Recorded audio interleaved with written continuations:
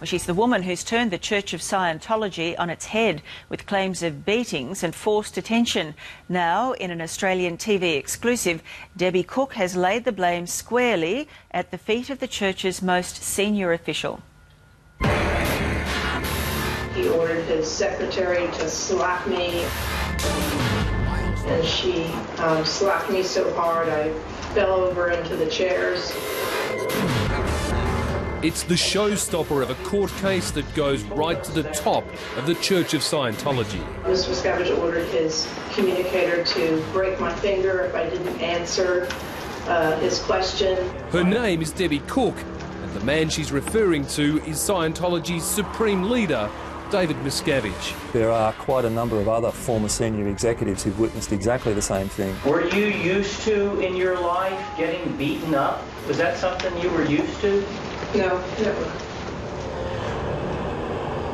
I would have signed anything in order to be able to go. Debbie spoke to ACA exclusively about being sued by the US branch of the church for sending an email which allegedly breached a gag order she signed in 2007. Can you tell us about why you sent the email originally and what you thought the repercussions actually might be? It was intended for my Scientologist friends, and it was really a message to them within a few days when it started to hit the press. That was something that I never intended to happen, and I was certain that the church wasn't happy about what was happening, and nor was I. What she wrote made for explosive reading, that the church had raised more than $1 billion, that it was keeping most of that money in reserve, and that Scientology's fundraising drive was anything but its finest moment.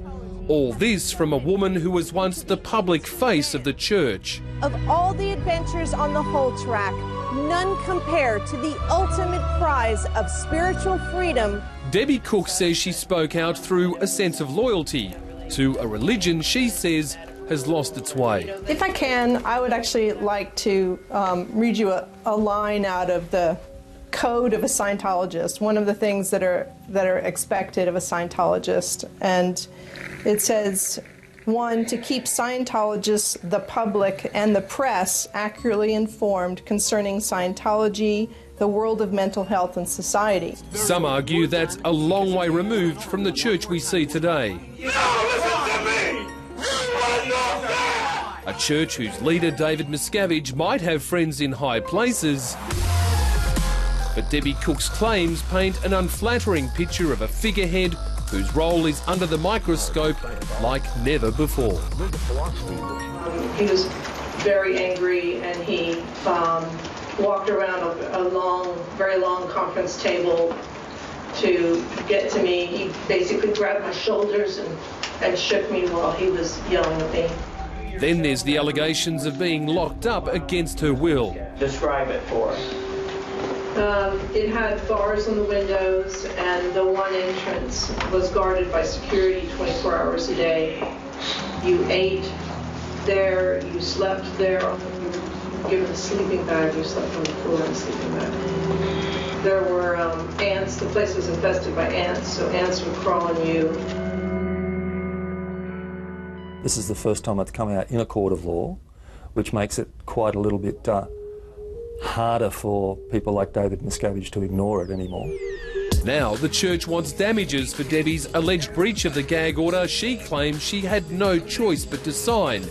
In a statement today, the Church of Scientology International flat out denied the allegations, saying Debbie and her husband are simply bitter defrocked apostates attempting to spread falsehoods for personal gain, and that they are expelled from the church, are prohibited from calling themselves Scientologists or ever again entering one of its churches.